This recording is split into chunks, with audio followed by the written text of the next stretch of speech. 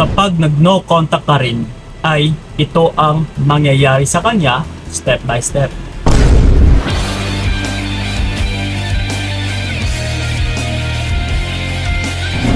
Yes. Ito mga utol, no? Kung halimbawa na lang yung partner mo ay paiwas na, umiiwas na sa'yo, hindi ka kinikibo, hindi ka malang kinakamusta, yung tipong parang hindi ka na rin kinokontak. O kung tawagin nating dismissive avoidant. Okay? So, by the way, ito, shoutout nga pala muna sa aking mga motorcycle group dyan. Yes, Iloilo City Ninja. Ito, sulamit namin. Napakaganda, napakaangas. So yun, ride safe lang sa inyong lahat dyan. Okay? So, balik tayo sa topic natin. Kapag nag-no contact ka, no? Halimbawa, nag-no contact yung partner mo, and then nag-no contact ka din, ano kaya ang mangyayari sa kanya? Step by step. Kasi, ginawa natin yung video na ito, kasi karamihan is natatakot. Kasi hindi nila alam kung ano yung mangyayari sa partner nila once na ginawa nila yung no contact rule.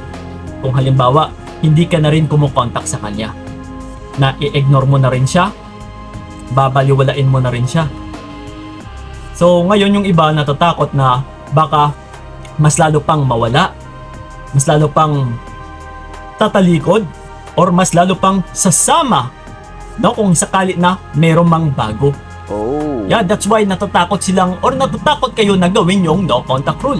Pero ito ngayon, himay-himayin natin utol, no, para mabigyan din kayo ng lakas ng loob para gawin yung no contact rule, which is recommended kasi ito, no? Kung naririnig ninyo sa iba't ibang mga coaches, ay common po ito na ina-advise, no, when it comes sa relationship na sumisemplang na, lalong-lalo na sa mga binabaliwala talaga dyan. So ngayon, ano ba ang unang mangyayari sa partner mo kapag nag-no contact ka din? So di ba una nga sa lahat is nag-no contact siya halimbawa. So ngayon ang mangyayari, kung nasasana yung partner mo na kapag nag-no contact siya ay ikaw naman pala ito yung palaging naghahabol, ikaw ito yung palaging nandyan, nagbe-beg, yes, nagre-reach out, na kahit hindi niya nakinikibo ay andyan ka pa din. And alam na alam ng partner mo, or kapag alam na alam ng partner mo na kung dati na binaliwala ka na niya, and then pagkalipas ng ilang araw, kung kailan na gusto niyang bumalik sa iyo ay nandyan ka pa din, ay talagang yun at yun na po yung magre-register sa kanyang isipan. So kaya dito ka rin nahihirapan. So pero what if ngayon, Kuya Kiko, gawin ko na yung no contact? Ano kaya yung mangyayari sa partner ko? So ito na nga, 'di ba? Nagkaroon na siya ng conclusion na yun ang pagkakaalam niya, na nandiyan ka lang naghihintay, nandiyan ka pa rin nagbe-beg, nandiyan ka pa rin naghahabol. Pero once na tuloy-tuloy na ginawa mo yung no contact rule, sa umpisa, oo, no? Magkakaroon pa siya ng kampante, magkakaroon pa siya ng something na kaligayahan, na parang hindi mo siya matitinag sa paggawa mo ng no contact rule. Pasensya na, ito, nilalakasan natin yung boses natin kasi umuulan, yeah? So hopefully na naririnig tayo dyan. So yun na nga, once na ginawa mo yung no contact rule, una nga sa lahat, no, first week or first 1 week and 2 weeks is baliwala pa yan sa partner mo. And then, once na medyo patagal-tagalin pa natin, dito na po siya makakaramdam ng padahan-dahan or pakonti-konti ng konting kaba. Na, uy, teka lang, bakit parang nakakayanan na ng taong ito ah? Bakit noon is habol ng habol ito, pero ngayon parang tingnan natin kasi halimbawa na lang, no, ginawa mo na yung no contact rule dati pero hanggang 1 week ka lang, so kailangan mong nagpasan pa ito utol. Kasi doon na sana yung partner mo. Yun ang hahanapin niya. Dati nga 1 week. So, pero once na nalagpasan mo yon, 2 weeks, 3 weeks is ito na. Mabibigyan na natin siya ng pangamba. Na, uy, teka lang, medyo mas matagal to compare dati. Yes, ito po talaga yung maiisip niya. So ngayon, hahayaan ka pa neto konti. O sige, hayaan ko muna siya kasi bibigay lang din naman ito eh. Pero, what if, Kuya Kiko, kung hindi pa rin ako bibigay sa loob ng 3 linggo or sa isang buwan? No? So ito na ngayon, dito na siya mabibigyan ng takot talaga. No, wait, teka lang. Medyo matagal-tagal na to ah. Umaabot na ng isang buwan. Hindi niya na ako kinikibo. Hindi na siya naghahabol. Na dating tao na naghahabol sa akin is ito na ngayon. Umaatras. Hindi na nagpaparamdam. Subukan ko nga i-reach out. And then ito ngayon, kapag ni-reach out ka man niya is hindi ka rin kumikibo sa kanya kasi no contact tayo eh. No?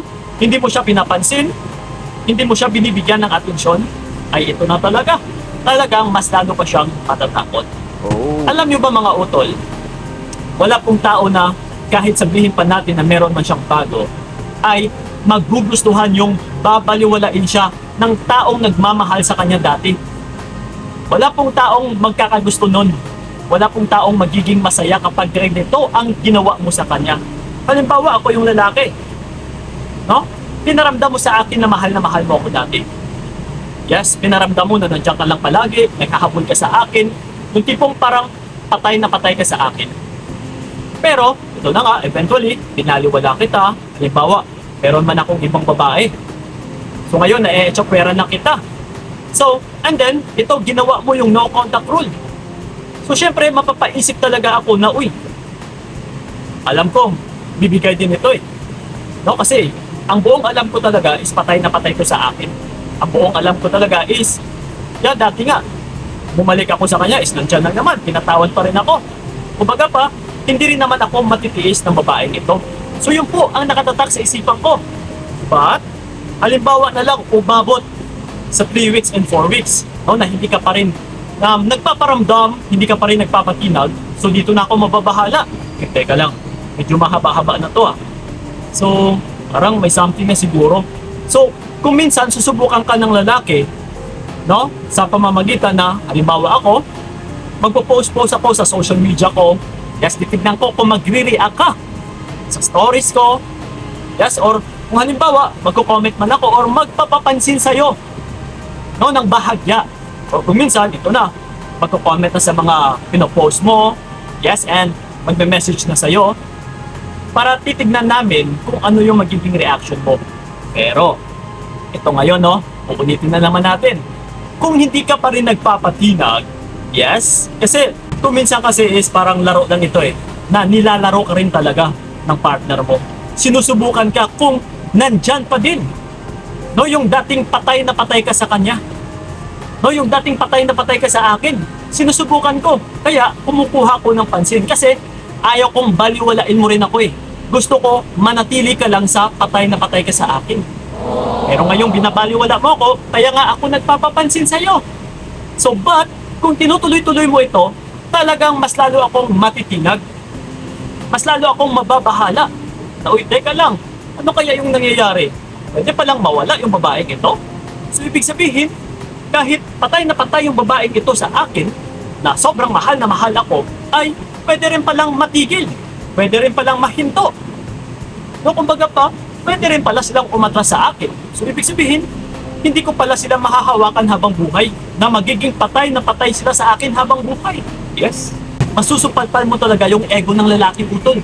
No, kung minsan kahit nang-aabuso na, yes, dito mo talaga matatapyas yung sungay nila. Dito mo matatapyas yung sungay utol.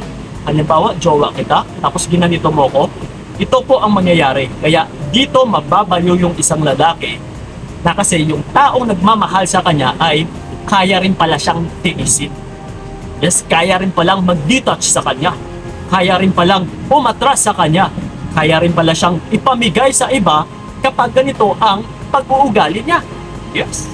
So, ganun po ang pinapahiwatig natin dito. So, klarong-klaro.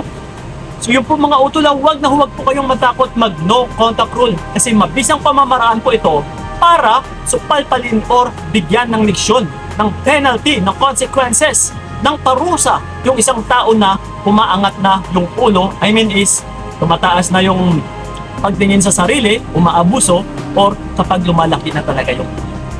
Okay?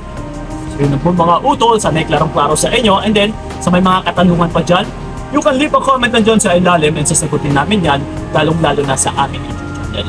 And then sa mga nais akong makausap one-on-one o kahit gusto nyo lang umiyak sa akin, yes, pwedeng-pwede po, magsaset po tayo ng appointment sa inyo. PM nyo lang po ako sa aking FB page na Payong Kaibigan ni Kiko. Mag-usap-usap tayo doon. Maraming salamat. So ingat kayo. God bless and babush! Sana hindi na lang ikaw ang aking ginusto. Binigay ko lahat para wala kang masabi.